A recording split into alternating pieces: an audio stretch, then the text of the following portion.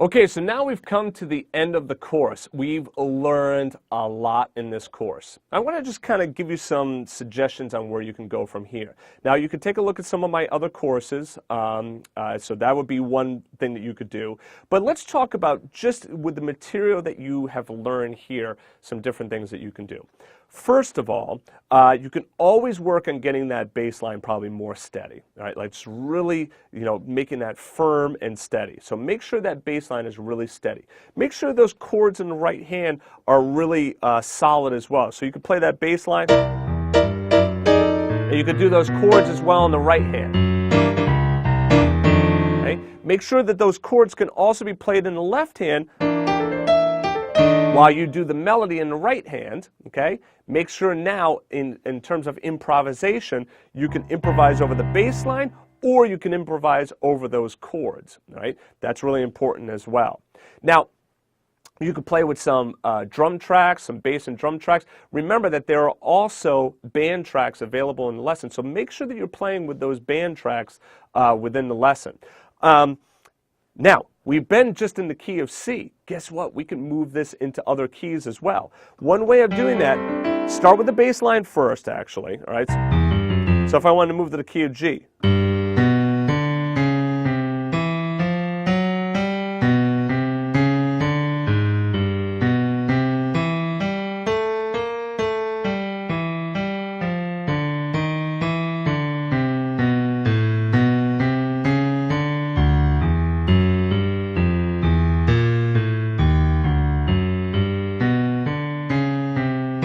So I can transpose that and move it to the key of G. There it was in the key of G. The chords, G7, C7, D7, okay? And then also E7, you're going to need that one as well. So there's the chords, you can kind of like use that and get started from there, all right? Your G blues scale,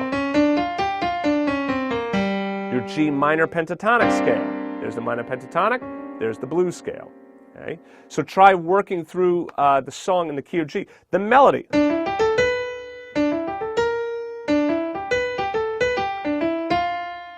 Okay? So try working through that melody as well until finally,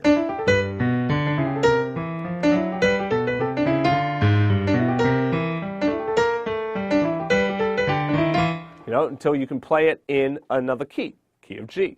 Once you do the key of G, you could do the key of B flat. You could do the key of F, all right? Piano keys are typically C, F, and G.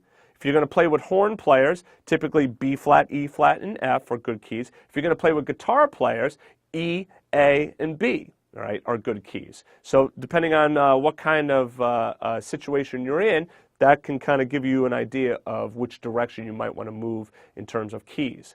So right there is literally months of practice that you can get out of this information, just moving it into other keys, all right? So anyway, remember, stay patient with yourself. If you weren't able to get everything, go back. You can always watch the video again. That's how you're going to really soak up all of these ideas. Stay patient with yourself. Stay motivated. Know that you can do it. Know that your voice, your own creative voice, is very important because nobody's going to play like you, okay? I'm not going to play like you. You're not going to play like me. So it's important for you to keep working to express yourself at the instrument. That's my goal, is to get you to express yourself at this instrument, all right? What I need you to do in order for me to reach my goal, all right, in helping you to express yourself at the instrument, I need you to stay motivated and keep working at it, okay? You should be practicing about 4 to 5 times a week. You should probably practice around, 20 to 30 minutes each time you practice. If you could practice more than that, great, all right? But I don't want to see you get burnt out either. All right, so keep working hard, right? Stay in touch. If you need help, let me know. Check out pianowithwillie.com, and I'll see you in the next lesson.